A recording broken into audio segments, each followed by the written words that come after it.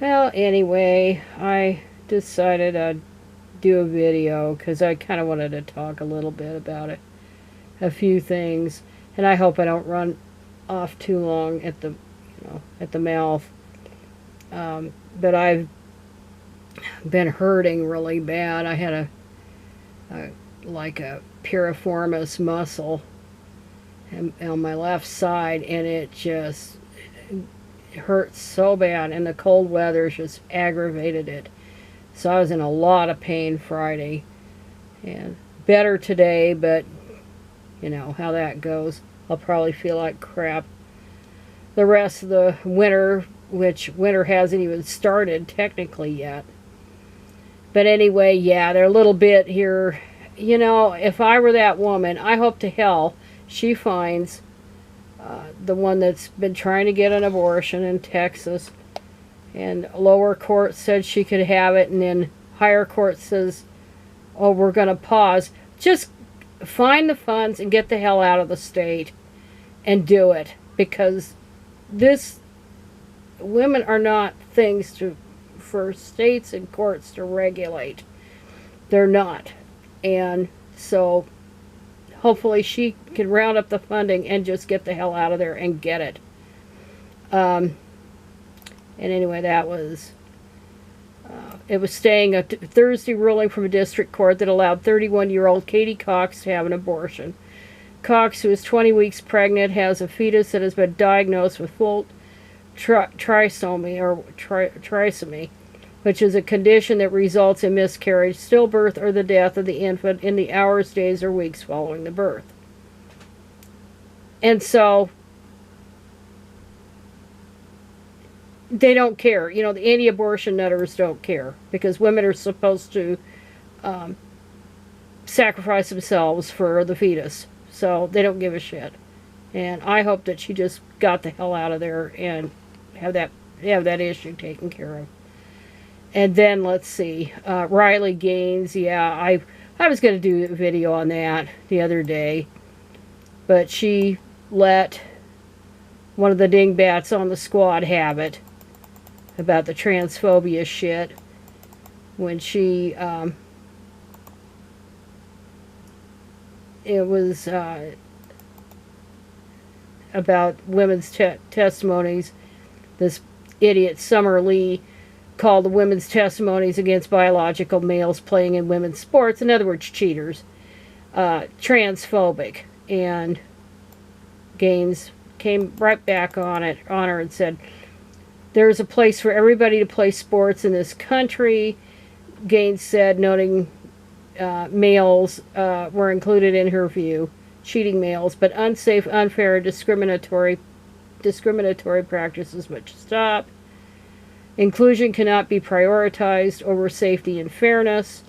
And Ranking Member Lee, if my testimony makes me transphobic, then I believe your opening monologue makes you a misogynist. And then she tried to strike it from the record, but then Lee did, but it was withdrawn on the point of order. Anyway, so that was a little bit of that. And then there were a couple of deaths in the news. And, you know, December is always kind of, I don't know what the hell it is. It seems like you get a bumper crop of famous people who die. And always the end of the year, there's a rush on it. And, of course, Norman Lear was famous with his partner, Bud Yorkin, for creating some quote-unquote relevant sitcoms. And those sitcoms had replaced the rural sitcoms of the 1960s that were appealed to an older demographic. And CBS, for one, wanted to get rid of all of those shows like the Beverly Hillbillies and Green Acres and Hee Haw and what the hell else was it? Petticoat Junction, despite them still being good in the ratings. And of course, Hee Haw went on in syndication for decades after that. But those were all canceled, and then they brought in these more relevant, more urban shows. And the chief one among it, the chief producer, creator among it, was Norman Lear. And he died last week, and he lived a long life. He lived to 101. But he's best remembered for importing, you might say, the UK comedy, which was a pile of shit, called Till Death Do Us Part, and reworked it for American audiences, and called it All in the Family, which premiered in the mid-season of the 1970-71 season, and it was immediately a hit, or controversial, and of course it became a phenomenon. And it starred Carol O'Connor as the quintessential blue-collar guy named Archie Bunker, and he was known to have, the character was known to have some bigoted beliefs. And then you had Jean Stapleton as his wife, that he affectionately called Dingbat, Edith. And then you had Rob Reiner as Michael Stivic, who was his son-in-law, and then Sally Struthers portrayed Archie and Edith's daughter, Gloria. So there was all this interplay of the generations and all that. You saw liberal versus conservative and all of that. So there was a lot of topical stuff. And they did a lot of topical comedy. They did a lot of issues where they pushed the envelope, you might say.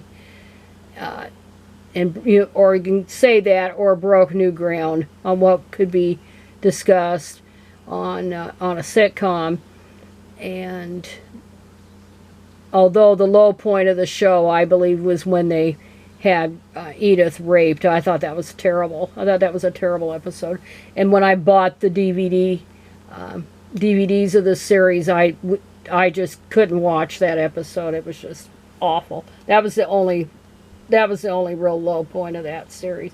But when you look at it today, 50 years hence, a lot hasn't really changed. All you have to do is change the names of the politicians or the presidents or whatever, and the damn issues, and of course the fashions and hairstyles, but it's still the same old shit 50 years later.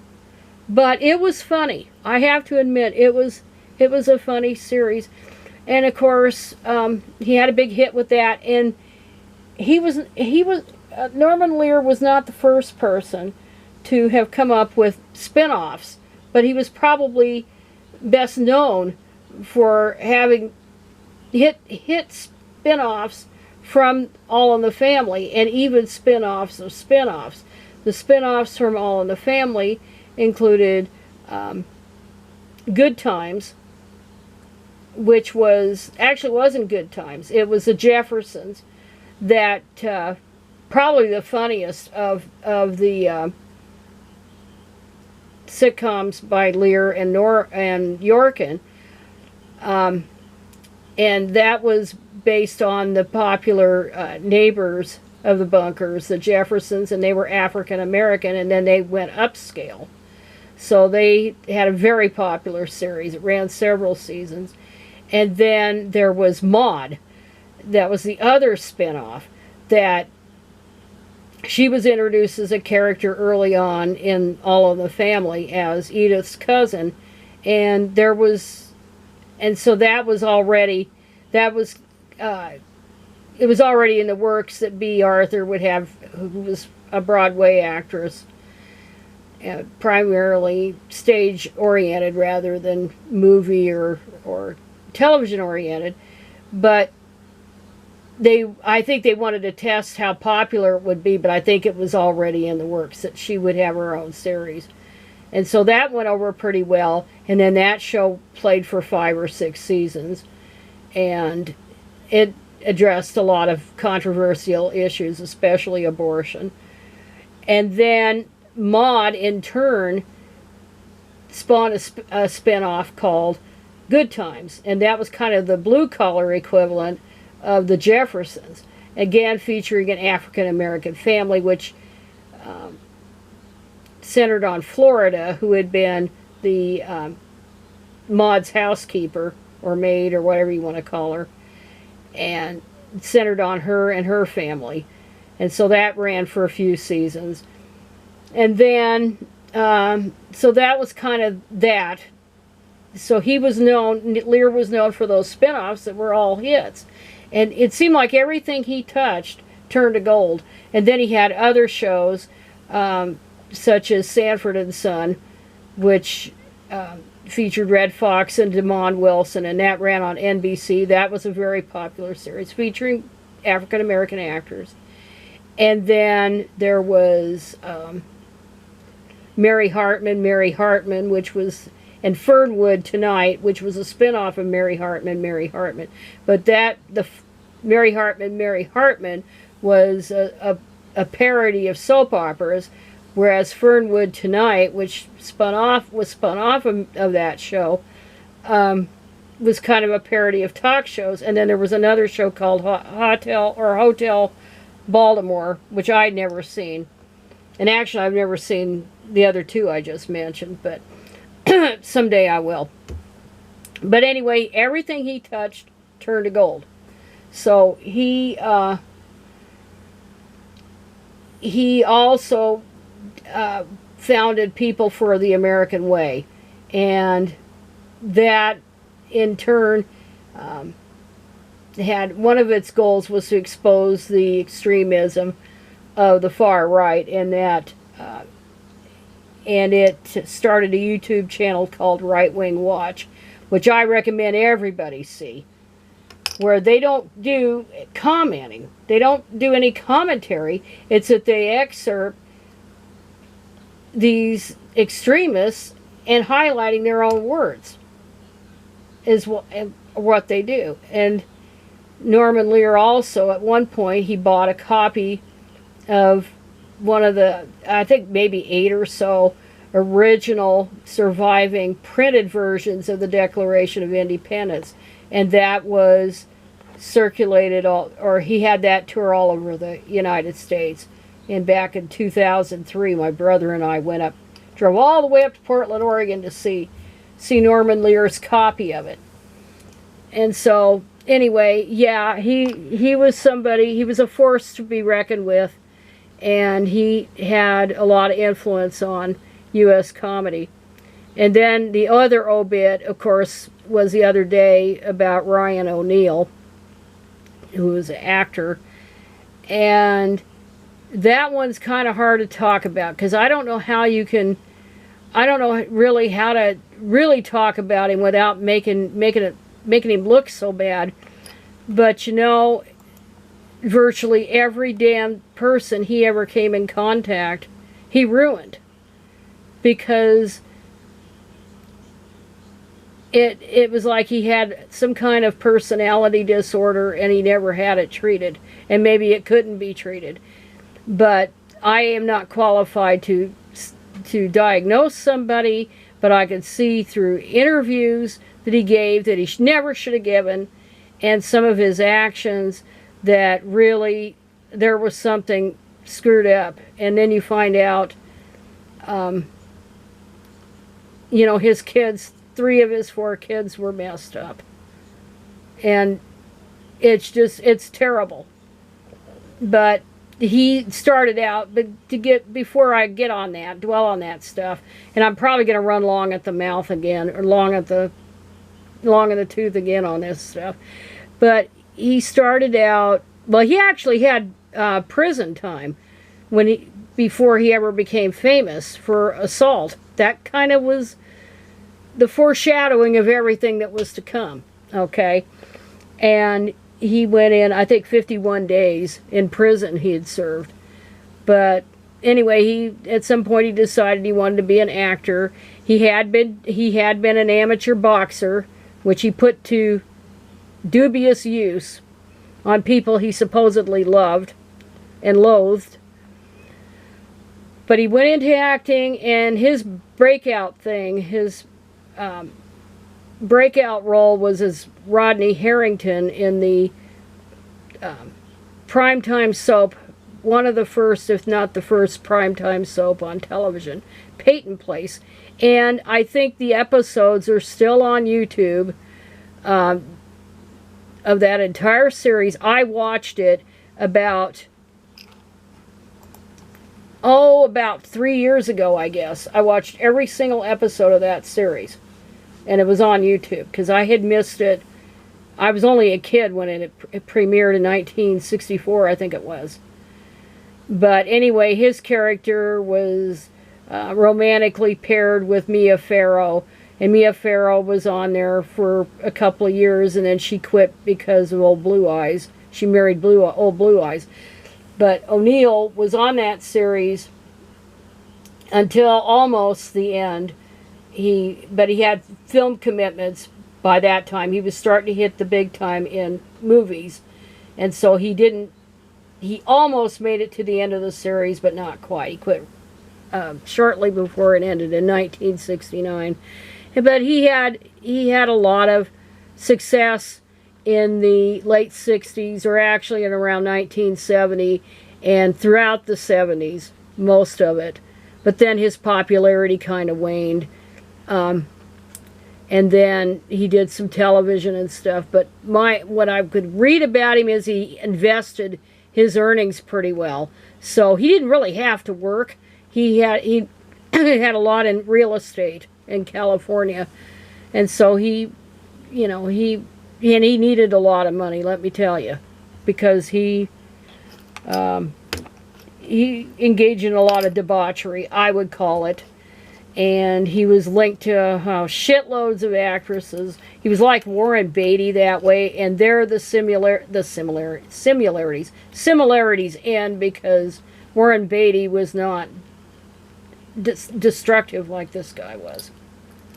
And he just wasn't. But anyway, he had a couple of marriages. He had 3 kids, and out of the 2 marriages. And Joanna Moore had a lot of problems.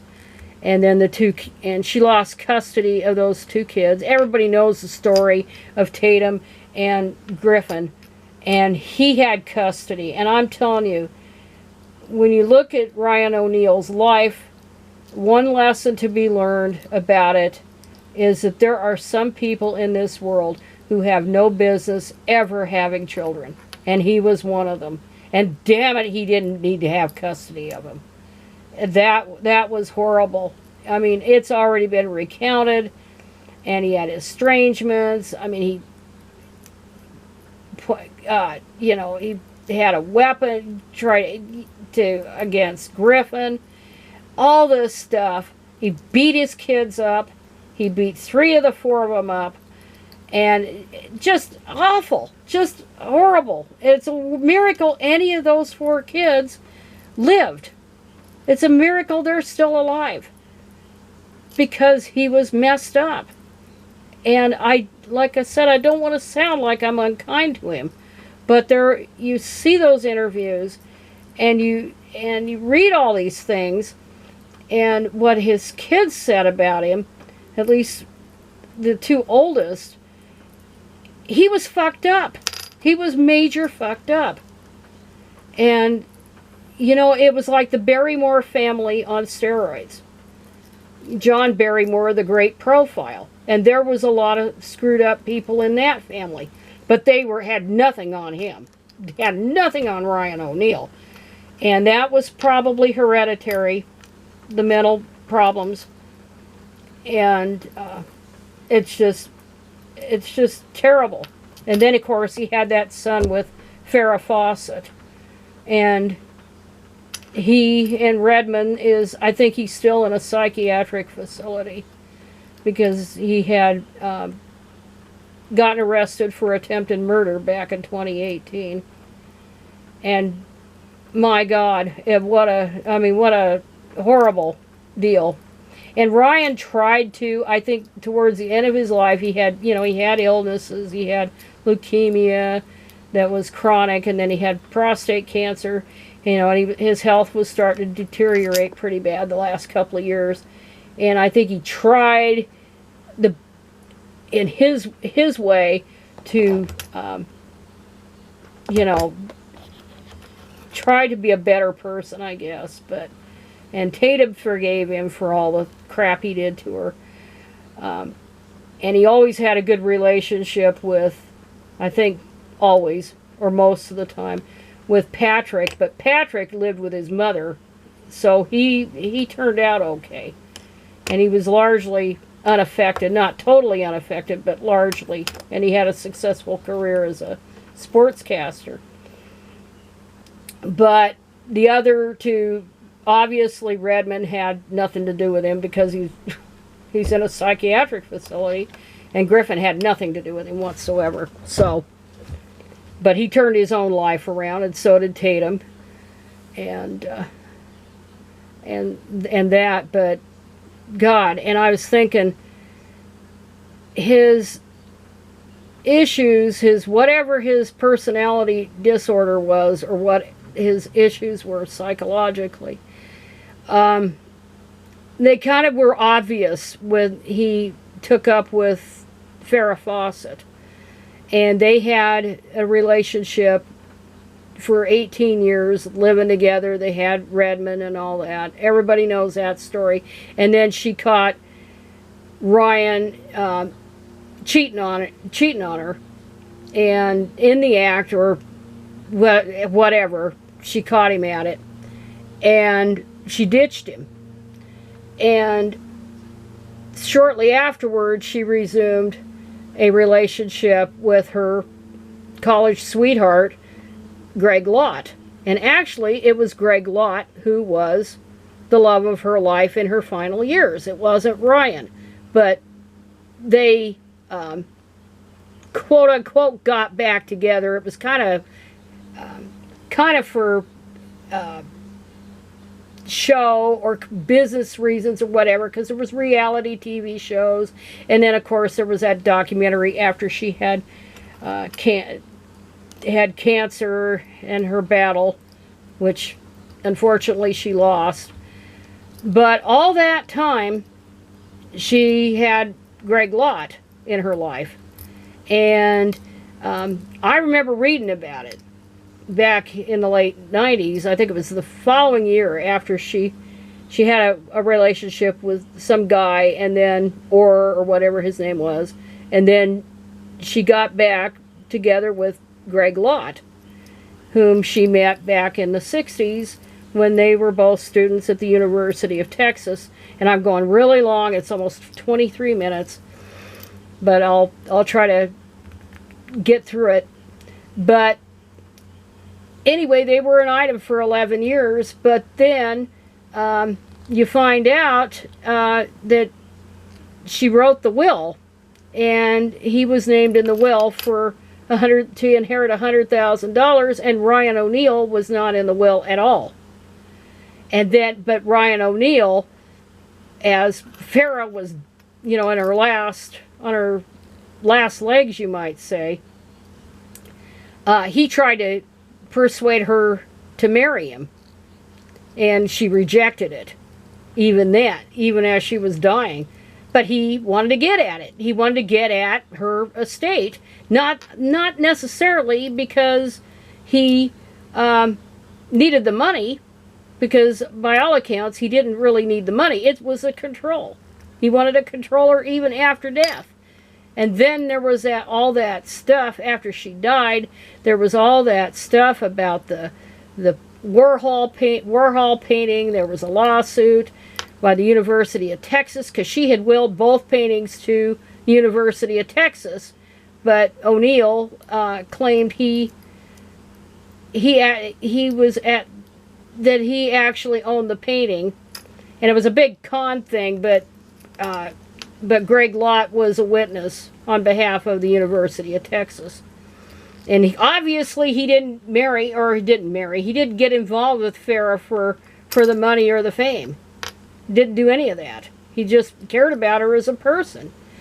But eventually O'Neal won the case, and then I think he turned around, as best as I can remember, he turned around and he sold the painting.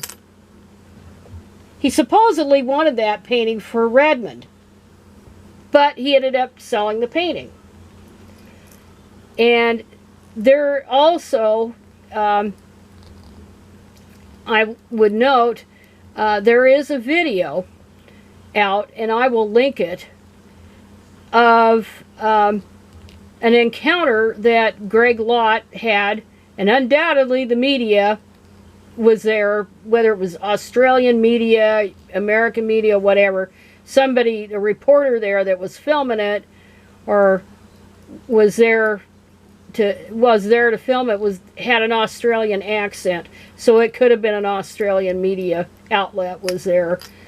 But Lott had a run-in with Ryan O'Neal, and he confronted him about, and this was not a few months after Farrah died, and he wanted answers why the hell he was not allowed to visit her in her last months, in her last weeks, and why he wasn't allowed to attend her funeral. And O'Neal, probably if the camera hadn't been on them, he might have tried to punch Lott, who was a star football player back in the days when he first dated Farrah. But you see O'Neal's true colors in that video, and who Farrah really cared about. But anyway, Ryan O'Neal, whatever his demons were, he's remembered for his movie roles. He's remembered for a lot of things, good and bad. And it's a tragedy for so many people, because he had problems that he didn't get help for, and refused to get help for. And other people paid the price for it. And on that long-winded note, I'm going to call it good for tonight. So that is it.